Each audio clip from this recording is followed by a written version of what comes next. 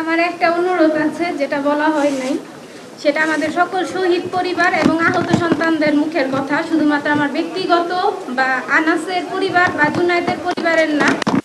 সেটা হচ্ছে আমরা জুলাই সনদ চাই।